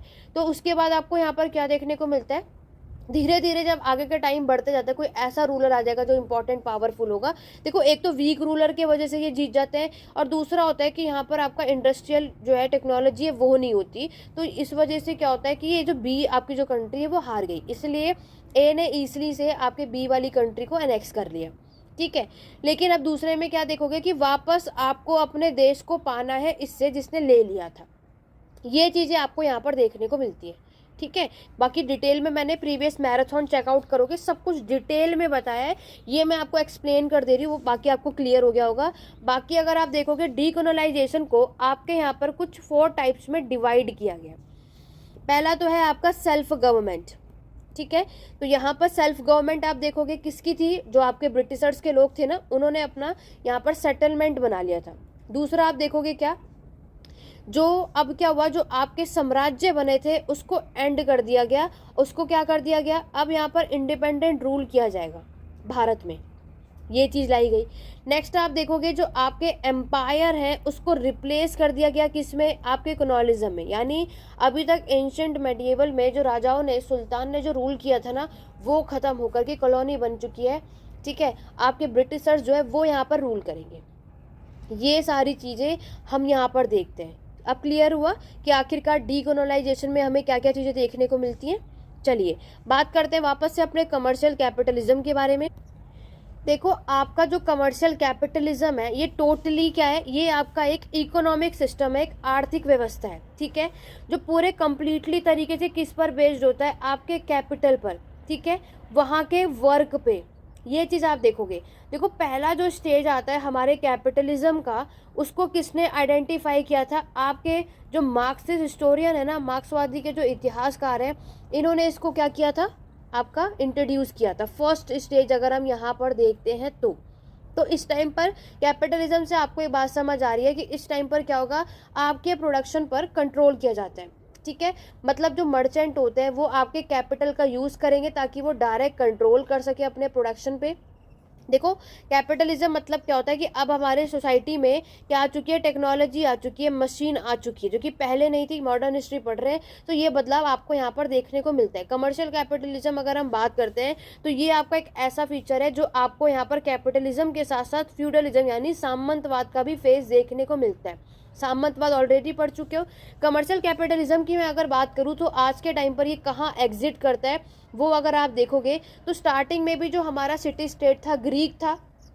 ठीक है, वहाँ देखोगे आपका एंशिएंट रोम में देखोगे, बेबीलोनियन में हम ये सारी चीज़ें देखते हैं। ठीक है, तो ये चीज़ याद रखना, कमर्शियल कैपिटलिज्म आपका किस चीज़ पर बेस्ड होता है। यहाँ तक क्लियर हो गया। नेक्स्ट अगर आप देखोगे तो और क्या बता सकते हैं, हम बता सकते हैं हमारे कमर्शियल कैपिटलिज्म में धीरे धीरे, क्योंकि मशीन आ चुकी है, अब आपने यहाँ पर ट्रेड पर अपना क्या किया, ट्रेड कॉमर्स में आपने प्रॉफिट फ़ायदा होने लगा। क्यों, मशीन से आपको पता है टेक्नोलॉजी से हम कितनी जल्दी सारी चीज़ें कर सकते हैं, तो प्रोडक्शन में तो हमारा प्रॉफिट हो गई। ठीक है, ये सब कुछ आपको याद रखना। तो ये सब कमर्शियल कैपिटलिज्म यानी वाणिज्यिक पूंजीवाद, इसको हिंदी मीडियम में कहते हैं, तो ये सारी चीज़ें याद रखना। तो अभी मैंने आपको असाइनमेंट के 5 क्वेश्चन करवा दिए, प्लस एग्जाम में जो क्वेश्चन आया था जून में उसके भी 5 क्वेश्चन जो है टॉपिक्स मैंने आपको करा दिया सेक्शन ए के। ठीक है, अब हम बात करते हैं सेक्शन बी की, और सेक्शन बी के भी जो इंपॉर्टेंट टॉपिक है वो क्या है वो देखते हैं। चलिए स्टार्ट करते हैं आपके सेक्शन बी के क्वेश्चन से। देखो नेक्स्ट क्वेश्चन है, आपको इंटरनेशनल राइवलरीज बताना है 20वीं सेंचुरी में। आपके बुक के अंदर ये यूनिट 16 है। ठीक है, देखो ये क्वेश्चन आने पर आपको इसमें 3 टॉपिक को एक्सप्लेन करना है। एक होता है आपका कोल्ड वॉर यानी शीत युद्ध। नेक्स्ट अगर हम बात करें आपको मेंशन करना है न्यूक्लियर आर्म रेस। ठीक है, नेक्स्ट जो आपको इसमें सॉल्व करना है न्यूक्लियर आर्म रेस, और थर्ड वन जो आपको इसमें सॉल्व करना है वो है आपका नॉन अलाइनमेंट मूवमेंट। तो ये तीनों चीज़ें आपको इस इंटरनेशनली राइवलरीज में एक्सप्लेन करना है। देखो कोल्ड वॉर जो आपका हुआ था वो आपका यूएस और यूएसएसआर के बीच में हुआ था। कब हुआ था, सेकेंड वर्ल्ड वॉर के बाद हुआ था 1945 में। सभी को पता है सेकेंड वर्ल्ड वॉर जो है 1939 से 1945 के बीच में हुआ था। तो 45 के जैसे ही सेकेंड वर्ल्ड वॉर खत्म हुआ, ये तुरंत आपका कोल्ड वॉर देखने को मिलता है इन दोनों के बीच। कोल्ड वॉर इसलिए बोला जाता है क्योंकि ये वॉर जो है कुछ ज़्यादा सा इसमें डिस्ट्रॉय आपको नहीं देखने को मिलता है। क्योंकि यूएस और यूएसएसआर दोनों एक से बढ़कर एक थे, ठीक है। तो इसीलिए यहाँ पर इन लोगों ने कुछ इस तरीके का बैटल नहीं करा था, यहाँ पर ट्रीटी साइन हो चुकी थी, समझौता कर लिया था। अब अगर हम बात करें आखिरकार कोल्ड वॉर हुआ किस कारणवश था, तो देखो यूएस और यूएसएसआर, आपको पता है उस सेकेंड वर्ल्ड वॉर में यहाँ पर अपनी जो सामने वाली जो आपकी पार्टी थी उसको हराना था, तो यहाँ पर जो लास्ट में बचा था वो था जापान। अब या तो ये था कि ऑब्वियस 39 से लेकर 45 हो चुका है, इतने साल से यहाँ पर वॉर चल रहा है, तो यहाँ पर इन्हें था कि कैसे भी करके हमें इस वॉर को ख़त्म करना है इमीडिएटली। तो यहाँ पर क्या होता है कि आपके यूएस ने, आप सभी ने पढ़ा है, जापान के 2 देश में हिरोशिमा और नागासाकी में बॉम्ब, जो एटॉमिक बॉम्ब है उसको क्या कर दिया, वहाँ पर ड्रॉप कर दिया, जिसकी वजह से क्या हुआ, आपका ये जो जापान है पूरी तरीके से खत्म हो जाता है और वो सरेंडर कर जाता है, और यहीं पर हमारा जो क्या होता है सेकेंड वर्ल्ड वॉर खत्म हो जाता है। तो यहाँ पर जब हमारा ये पूरा एक ग्रुप था और यूएसएसआर को और बाकी जो चीज़ें थी उन्हें ये ना बताकर यूएस ने तो बड़ा फैसला ले लिया, इस वजह से यहाँ पर ये कोल्ड वॉर आपको देखने को मिलता है। आप सभी को पता है कि एटॉमिक बॉम्ब जो है वो कितना ज़्यादा एक्सपेंसिव होता है, इससे अगर कुछ भी नुकसान हो तो आपकी पूरी कंट्री की इकोनॉमी डाउन हो सकती है, समझ रहे हो। ये चीज़ आपको बताना है। न्यूक्लियर आर्म रेस में आपको बस यही बताना है यूएस और यूएसएसआर ने कब कौन से आपके एटॉमिक बॉम्ब यहाँ पर बनाए थे, वो आपको याद रखना है। नॉन अलाइनमेंट मूवमेंट की बात करें, ये हुआ था आपके कोल्ड वॉर के बाद, यूएस और यूएसएसआर ने अपना अलग अलग देश बनाया था, और यहाँ पर ये बात की गई थी, आपके कुछ देश थे जिन्होंने डिसाइड किया था कि हम इन दोनों कंट्रीज से दूर रहेंगे, इनके ग्रुप में इनके जो गुट है उसमें हम नहीं जुड़ेंगे। लेकिन उसके बावजूद भी क्या होता है, जैसे कि उसमें से हमारा एक देश था भारत, आपका जो नेक्स्ट है आपका इजिप्ट, इन सभी ने डिसाइड किया था कि यहाँ पर हम यूएस और यूएसएसआर के साथ नहीं जुड़ेंगे। लेकिन वही बात है, जब हमें कहीं भी कभी भी किसी से कोई भी फ़ायदा दिखता है तो हम उसमें चले जाते हैं। तो जब यहाँ पर कभी भी आपके इंडिया हुआ, चाइना हुआ, इजिप्ट हुआ, कभी भी किसी को भी यूएसए और यूएसएसआर को इकोनॉमिक से हेल्प चाहिए थी तो वो यहाँ पर चले गए। तो जब अगर हम वो काम कर रहे हैं तो हमें इस मूवमेंट को चलाने का कोई रिक्वायरमेंट था ही नहीं, तो इसीलिए ये मूवमेंट फेल हो जाता है, ठीक है। ये सब कुछ आपको इसमें बताना होता है। नेक्स्ट अगर हम बात करेंगे, नेक्स्ट क्वेश्चन है कंज्यूमरिस्ट मूवमेंट, ये भी एक अच्छा चैप्टर है। कंज्यूमर मतलब हम, कंज्यूमर क्या होता है, जो मार्केट, जब देखो 2 लोग होते हैं, एक होता है आपका प्रोड्यूसर और दूसरा होता है कंज्यूमर, ठीक है। तो कंज्यूमर और प्रोड्यूसर, आज की बात जल्दी से कमेंट करके बताओ कि हम क्या है, कंज्यूमर है या प्रोड्यूसर है। देखो अगर आप देखोगे कि अगर हम इसके अकॉर्डिंग देखा जाए तो हम दोनों हैं, डिपेंड करता है हम काम क्या करते हैं। अगर आप कोई भी गुड्स को सेल करते हो, बेचते हो, तो आप प्रोड्यूसर हो, क्योंकि आप चीज़ें प्रोड्यूस करते हो। कंज्यूमर होता है जो खरीदने जाता है, जो बाय करने जाता है, उसे कंज्यूमर कहते हैं। तो कंज्यूमर मूवमेंट आपको यहाँ पर पूछा जा रहा है। तो कंज्यूमर क्या होता है कि अगर आप कभी भी मार्केट में कोई गुड्स परचेज करने जाओगे तो आप क्या चेक करोगे, उसकी क्वालिटी चेक करोगे, है ना, फिर उसकी डेट चेक करोगे, एक्सपायरी तो नहीं है। तो ये सारी चीज़ें एनालाइज करने के बाद तब जाकर हम गुड को परचेज करते हैं। ये सब कुछ आपको इसमें एक शॉर्ट में मैंने आपको बता दिया। नेक्स्ट अगर हम बात करते हैं आपके collapse of the Soviet union, तो सोवियत यूनियन जो है ये 1921 में आपका बना था। 1991 में यूएसएसआर जो आपका था वो फिर ख़त्म हो जाता है, ठीक है। ये आपको जब रशियन रेवोल्यूशन पढ़ोगे ना, रशियन रेवोल्यूशन की डिटेल में मैंने वीडियो बनाई है। मैंने आपको पहले भी कहा MHI 02 और MHI 102 की कंप्लीट प्लेलिस्ट ज़रूर चेकआउट कर लेना, सारी वीडियो कर लेना बिना स्किप करे, आपको हर एक चीज़ यहाँ पर क्लियर हो जाएगी, ठीक है। तो सोवियत यूनियन आपका एक ग्रुप बना था, मैंने अभी आपको बताया।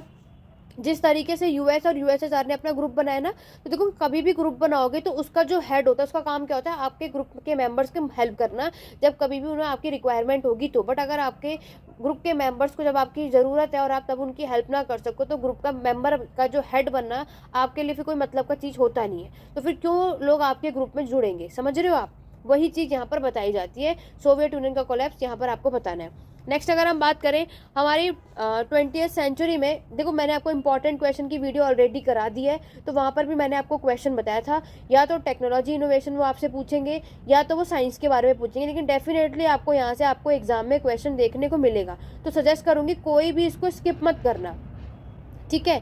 यूनिट 18 आपका साइंस टेक्नोलॉजी के ऊपर है, और टेक्नोलॉजी की मैं बात करूँ तो ये उसके आगे का चैप्टर है, ठीक है। नॉलेज वाला जो प्रिंटिंग प्रेस आई और ये सारी चीज़ें आई, ये आपको बताना है। अब देखो टेक्नोलॉजी इनोवेशन से एक बहुत बेसिक सी बात समझते हैं, अगर आपने ज़्यादा कुछ नहीं भी पढ़ा है तो देखो टेक्नोलॉजी का आने से क्या होता है, बहुत सारी चीज़ें इंप्रूव हो जाती हैं। जैसे देखो पहले रेलवे नहीं था, बाद में आ गया, ठीक है। पावर आई यानी इलेक्ट्रिसिटी आया, तो कितनी चीज़ें सुधरी हमारे में। कम्युनिकेशन सिस्टम आप यहाँ पर देखते, ठीक है, कम्युनिकेशन आपको क्लियर हुआ। देखो ओवरऑल क्या है इसमें बात की जा रही है, जब हमारी सोसाइटी में इंडस्ट्रियल रेवोल्यूशन की शुरुआत होती है, तो आपको एक बात पता है सोसाइटी में इंडस्ट्री की शुरुआत होगी, जो कि पहले लोग हाथों से काम करते थे, अब सारी चीज़ें आपकी मैन्युफैक्चरिंग होंगी, वो भी इंडस्ट्री में जा करके, तो आपका प्रोडक्शन बहुत तेज़ी से बढ़ेगा, तो फ़ायदा ही फ़ायदा है। आपके आयरन और स्टील कंपनी में इम्प्रूवमेंट आपको देखने को मिलेगा। तो यही सब चीज़ें आपको यहाँ पर बतानी है। आप सभी को पता है इंडस्ट्रियल रेवोल्यूशन की शुरुआत आपको देखने को मिलती है यूरोप में, आप देखोगे पोस्ट इंडस्ट्री सोसाइटी में आप देखोगे, तो इसीलिए अब यहाँ पर आपके स्टेट का कंट्रोल आपको यहाँ पर देखने को मिलता है। ठीक है, तो आपकी टेक्नोलॉजी इनोवेशन बहुत ज़रूरी था, और जब ये हुआ तो सोसाइटी में अच्छा खासा चेंज आपको यहाँ पर देखने को मिलता है। ठीक है, तो इलेक्ट्रिसिटी हुई, आपका स्टीम हुआ, कम्युनिकेशन हुआ, रेलवे हुआ, ये सब आपको इसमें बताना है। नेक्स्ट है आपका मॉडर्न साइंस का क्या इम्पैक्ट पड़ता है, तो वही आपके साइंस टेक्नोलॉजी की बात की जा रही है। तो जब यहाँ पर आपके सोसाइटी में जब ये मॉडर्न साइंस आया तो उसका क्या इम्पैक्ट पड़ा, तो मैंने आपको पहले भी बताया, जो चीज़ जब साइंस नहीं थी तो हम उसके अकॉर्डिंगली नहीं सोच रहे थे, लेकिन जब साइंस आ चुका है तो उसके अकॉर्डिंग आप सोचोगे तो सोसाइटी में बदलाव आपको देखने को मिलेगा। अब आप लोग कुछ भी सोचोगे तो वो कौन से मेथड से सोचोगे, साइंटिफिक मेथड से। ठीक है, नेक्स्ट है आपका रशियन रेवोल्यूशन। तो रशियन रेवोल्यूशन की शुरुआत 1917 में हुई थी। डिटेल में जा करके वीडियो देख लेना, क्योंकि वहाँ पर बहुत अच्छे से समझाया है। यहाँ पर अब सेम चीज़ उतना डिटेल में हो नहीं पाएगा आपके मैराथन क्लास में, लेकिन वो पूरी प्लेलिस्ट देखोगे, रशियन रेवोल्यूशन के नोट्स भी बहुत अच्छे से प्रिपेयर किया, आप उसमें समझ जाओगे कैसे आपको क्या क्या लिखना है। तो रशियन रेवोल्यूशन वहाँ से पढ़ लेना। ठीक है, जार आपको इसमें देखने को मिलते हैं, जार निकोलस। रशियन की हालात बहुत ही ज़्यादा बद से बदतर कर दिया था इस रूलर ने, तो ये राजा बिल्कुल भी अच्छे नहीं थे। उसके बाद नेक्स्ट जो रूलर बनते हैं वो लेनिन बनते हैं, वो सब कुछ मैंने डिटेल में वहाँ पर पढ़ाया है। देखो इकोलॉजी का ये चैप्टर बहुत अच्छा और इंपॉर्टेंट है। मैं ऑलरेडी जब मैंने आपको इंपॉर्टेंट क्वेश्चन पढ़ाया था तो वहाँ पर मैंने आपको ये चीज़ बताई थी कि इकोलॉजी ज़रूर पढ़ के जाना। ठीक है, आपके एग्जाम के लिए ये अच्छा और इम्पॉर्टेंट है। कई बार मतलब 10 मार्क्स का इसमें दिख रहा है, वैसे भी आपको दिख जाएगा। यहाँ पर क्या बताया जा रहा है, जब हमारी इंडस्ट्रियल रेवोल्यूशन आने से यूरोप की जो लोगों की लाइफ है वो बदल जाती है ना, उनके डिमांड बदल जाते हैं। यहाँ पर अब लोगों ने क्या किया, विलेज से बाहर निकल करके शहरों में अब वो जॉब ढूंढने के लिए चले जाते हैं। तो जैसे जैसे अगर हम कहीं और चले जाते हैं तो आपको पता हमारा लाइफ पैटर्न जो है वो बदल जाता है, हमारा टेस्ट बदल जाता है ना, हम पूरे तरीके से बदल जाते हैं। क्यों, हम जैसे इन्वायरमेंट में रहेंगे आप वैसे हो जाओगे। ये चीज़ें फैक्ट्रीज आपने यहाँ पर देखी, इंडस्ट्रियल की शुरुआत होती है तो जैसे फैक्ट्री खुली तो यहाँ पर हमें इसमें फ्यूल की रिक्वायरमेंट है, रॉ मटेरियल आपको यहाँ पर देखने को मिलता है। ठीक है, इसी टाइम पर आपके एक पर्सन का नाम है, कई बार हम पढ़ चुके हैं, E.G. हॉब्सबॉर्न। इन्होंने एक बुक लिखी थी, इनकी बुक का नाम था एज ऑफ कैपिटल। ठीक है, इसी तरीके से यहाँ पर क्या बताया जाता है, बोला जाता है इटली में कम से कम कितने इतने कुछ अप्रॉक्सली जो हेक्टर्स हैं पेड़ों के यानी ट्रीज गायब हो गए, क्योंकि लोगों ने इंडस्ट्रियल की शुरुआत करी है। डिफॉरेस्टेशन आपको यहाँ पर देखने को मिलेगा। और दूसरी इकोलॉजी, आपके इन्वायरमेंट की बात हो रही है। इंडस्ट्रियल रेवोल्यूशन के आने का फ़ायदा तो सभी को समझ आ रहा है, बट ये भी देखो कि हमें अपने इन्वायरमेंट यानी पर्यावरण का भी तो ध्यान रखना है, उसमें भी तो अवेयर रहना है, जो कि हम पूरे तरीके से इसको क्या कर रहे हैं, पॉल्यूटेड कर रहे हैं। तो पूरा नुकसान तो हम अपने इन्वायरमेंट का कर ही रहे हैं ना। ये चीज़ें बताई जा रही जिससे आज तक आप देख रहे हो प्रेजेंट टाइम में हम इस प्रॉब्लम को फेस कर रहे हैं। वही बात है, इंसानों को अगर अपने से रिलेटेड कोई फ़ायदा करना है, लेकिन हम ये नहीं देख रहे कि हम अपने इन्वायरमेंट को पूरे तरीके से ख़राब कर रहे हैं, जो कि हमें उसको सेव करना है। तभी तो यहाँ पर आपको ट्री को सेव करने की बात की जाती है, डिफॉरेस्टेशन नहीं करना चाहिए, सारी बात की जाती है, वाटर को सेव करना है। क्योंकि अगर आप कुछ चीज़ों के फ़ायदे के लिए अगर ये सारी चीज़ें ख़त्म करोगे तो आज साइंस टेक्नोलॉजी तो आगे बढ़ जाएगी, लेकिन इससे ह्यूमन लाइफ की जो एज की लिमिट है वो नहीं बढ़ेगी, वो कम होती रहेगी। क्योंकि यहाँ पर अगर हमें सही रहना है तो हमें अपने इन्वायरमेंट को सेव रखना है। ठीक है, लास्ट है आपका ग्लोबलाइजेशन, वैश्वीकरण। तो ये आपका MHI 02 में लास्ट चैप्टर है, और ये कर लेना 10 मार्क्स में हमें ये ज़्यादातर ग्लोबलाइजेशन का टॉपिक आपको मिल जाता है। तो ग्लोबलाइजेशन अगर हम बात करते हैं तो यहाँ पर आपने देखा इसमें हम किस तरीके से हमारा जो कोल्ड वॉर एंड हुआ उसके बाद हमारी एक नई अर्थव्यवस्था की शुरुआत होती है। ठीक है, आपकी इंटरनेशनल पॉलिसी यहाँ पर हमें देखने को मिलता है, फ्री ट्रेड एग्रीमेंट हमें यहाँ पर देखने को मिलता है ग्लोबलाइजेशन में। ठीक है, ये सब कुछ आप इसमें बता सकते हो।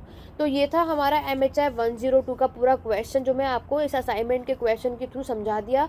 अब एग्जाम के क्वेश्चन पेपर की तरफ दोबारा लेकर चलती हूँ और उसमें जो सेक्शन B में क्वेश्चन पूछा है उसकी तरफ बात करते हैं।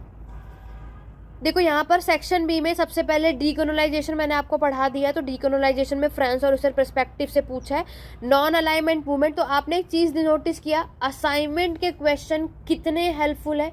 लास्ट टाइम भी जून वालों सेशन का भी वही असाइनमेंट था जो मैंने अभी आपको सॉल्व कराया है, और देखो वही क्वेश्चन आपको एग्जाम में देखने को मिल रहे हैं। नॉन अलाइनमेंट मूवमेंट, जिसमें मैंने आपको बताया कोल्ड वॉर आपको मैंशन करना है, न्यूक्लियर आर्म रेस मैंशन करना है, ठीक है, और नॉन अलाइनमेंट मूवमेंट मेंशन करना है। बोल्शेविक पार्टी का मतलब क्या है, रशियन रेवोल्यूशन की बात यहाँ पर पूछी जा रही है, इसको एक्सप्लेन कर देना। कम्युनिकेशन नॉलेज सिस्टम मैंने आपको बताया, मीडिया टेक्नोलॉजी कम्युनिकेशन है तो कितनी ज़्यादा फायदा है, ठीक है, कि आज हम मीडिया के थ्रू, कम्युनिकेशन के थ्रू, आपका टीवी हुआ, टेलीस्कोप हुआ, टेलीविज़न हुआ, है ना, टेलीफोन हुआ, ये सारी चीज़ें जब आज आई तो आज हम अपनी बातें कुछ टाइम से ही बहुत दूर दूर तक हम ये चीज़ें कर सकते हैं, तो इसका तो आपको फ़ायदा ही होगा। तो ये सब आप इसमें देखो, थोड़ी बहुत बेसिक नॉलेज भी लगाओगे तो भी आप इन सबको आराम से सॉल्व कर सकते हो। ग्लोबलाइजेशन मैंने आपको बता दिया, कंज्यूमर मैंने आपको बता दिया, मॉडर्न वॉरफेयर मैंने आपको बता दिया, मॉडर्न मेडिसिन की बारे में बात की जा रही। देखो मेडिसिन से इनका क्या मतलब है कि यहाँ पर क्या बताया जाता है कि आज अगर देखोगे केमिकल नॉलेज की ग्रोथ अच्छी खासी हो चुकी है, इसका एक्सपेंशन विस्तार आप देखोगे, फार्मेसी की शुरुआत हम यहाँ देखते हैं। बोला जाता है कि 1901 में आपके यूनाइटेड किंगडम में देखो मेडिसिन आ गया, आपको पता है पहले इतनी थी नहीं, पहले टोटली लोग आयुर्वेदिक पे डिपेंड थे, कहीं दूर दूर जाना पड़ता था, तो लाइफस्टाइल लोगों की इतनी ज़्यादा थी नहीं। तो यूके में 1901 में बताया जाता है कि उनकी यहाँ पर जो आपकी लाइफ एक्सपेक्टेशन थी वो कितनी थी, अगर हम बात करें 48 ईयर्स, वो भी किसकी, मेल्स की, और अगर फीमेल की मैं बात करूँ तो इतनी ईयर्स की मानी जाती थी, ठीक है। और धीरे धीरे क्या हुआ कि और आपका टाइम पीरियड जैसे जैसे आगे बढ़ा, 90-80 का टाइम आ जाता है तो ये बढ़ गया 71.4, और फीमेल का बढ़ गया था 77.2, क्योंकि उस टाइम पर आपको पता है कि बहुत ना डिजीजेस फैलती थी, लाइक कैंसर हुआ, एड्स हुआ आपका, तो उससे रिलेटेड आप यहाँ पर क्या देखते हो कि बर्थ रेट के साथ जो मोरालिटी है तो वो ऑब्वियस है, अगर आप मेडिसिन नहीं होगी, उतनी अरेंजमेंट नहीं होगी, तो यहाँ पर उससे क्या होगा, हमारा जो लाइफ स्टाइल है वो कम हो जाता है। लेकिन मेडिसिन आने की वजह से क्या होता है, इन सारी चीज़ों में इम्प्रूवमेंट आया और जो हमारा बर्थ रेट है वो बढ़ जाता है ना, क्योंकि ये सारी चीज़ें आप यहाँ पर देखते हो। इस तरीके की चीज़ें आपको इसमें सॉल्व करनी है। तो ये थे हमारे MHI 102 के इम्पॉर्टेंट टॉपिक, मैक्सिमम मैंने कवर करा दिया है। अभी भी जो आप 11 तारीख को, अभी 2 दिन बाद जो आपका एग्ज़ाम है, आज आप ऑलरेडी एग्ज़ाम देकर आ चुके हो और अभी आप परसों आपका एग्ज़ाम है। इस मैराथन सेशन आज के दिन पूरा कंप्लीटली आप सभी को मैराथन क्लास देखनी चाहिए। मेरी दोनों वीडियो देख लेना और इंपॉर्टेंट क्वेश्चन देख लेना, बाकी प्लेलिस्ट सॉल्व कर लो, और कल के पूरे दिन में आपने जो भी आज के दिन क्लास में प्रिपेयर किया ना, कल पूरा दिन उसको पढ़ लेना, दैट्स इट। कुछ नहीं पढ़ा, इतना सफिशिएंट है। बाकी नोट्स अवेलेबल हैं 8881196980। अगर आप चाहते हो कि किस तरीके से लिखना है, क्या लिखना है, तो भी कर लो। क्लासेस भी ले सकते हो, आपको लगेगा मैम एक दिन है और एक दिन में हम क्लासेस से कैसे पढ़ेंगे, देखो पढ़ सकते हो। जो अभी आप मैराथन सेशन में समझ रहे हो, आप में से कई ऐसे होंगे जिन्हें इन शॉर्ट वीडियो से समझ में ना आया हो, तो वो डिटेल में भी समझ सकते हैं। सारे टॉपिक मत पढ़ना, जो मैंने इंपॉर्टेंट बताए वो भी पढ़ सकते हो। डिटेल में अगर पढ़ना है तो क्लासेस और नोट्स अवेलेबल है, अभी भी ले सकते हो। आपके एग्जाम में इससे बाहर कुछ नहीं आएगा। मैराथन क्लास में जो भी आज के क्वेश्चन पेपर से एनालाइज आपने कर ही लिया होगा। कमेंट करके बताओ MHI 101 का एग्जाम सभी का कैसा गया, इंपॉर्टेंट क्वेश्चन मैराथन सेशन आपके लिए कितना हेल्पफुल रहा। सेम आज का जो MHI 102 जब आपका एग्जाम होगा, सेम जो मैंने चीज़ें आपको बताई यहीं से आएगा, इससे बाहर कुछ नहीं आएगा। इंपॉर्टेंट क्वेश्चन की वीडियो देख लेना, उसमें जो बताया है उन टॉपिक्स को अच्छे से कर लो, बाकी सबको स्किप कर दो ना अगर नहीं सब पढ़ सकते तो, ठीक है। आज की क्लास, आज की मैराथन क्लास कैसी लगी कमेंट के थ्रू ज़रूर बताना। वीडियो को लाइक और शेयर ज़्यादा से ज़्यादा करो, जितने ज़्यादा लाइक आएगी तो नेक्स्ट मैराथन जल्दी आपको मेरे चैनल पर देखने को मिलेगी। शेयर करो अपने हर एक स्टडी ग्रुप पे, ताकि अदर स्टूडेंट की भी हेल्प हो सके। आप सभी देखते हो बहुत सारे लोगों के पास ये वीडियो आज पहुँचे जब आपका एग्जाम है, तो ये लेट इसलिए क्योंकि आप लोग वीडियो लेट में शेयर करते हो, तो ज़्यादा से ज़्यादा शेयर करो। जहाँ भी शेयर करो उन्हें भी बोलो कि शेयर करो, ताकि और स्टूडेंट की भी हेल्प हो सके, ताकि जिसने कुछ भी ना पढ़ा तो इससे उनका यहाँ पे अपना एग्जाम अच्छे मार्क्स से क्लियर हो जाए। तो चलिए सुनना, आज की क्लास को यहीं एंड करते हैं, मिलते हैं अपने नेक्स्ट वीडियो में। चैनल को सब्सक्राइब कर लेना, ताकि नेक्स्ट चैनल पर जब भी मैराथन वीडियो अपलोड हो तो नोटिफिकेशन अपडेट आप सभी को मिलते रहे। तो आज की क्लास में यहीं मिलते हैं और मिलते हैं अपने नेक्स्ट वीडियो में। Thank you for watching.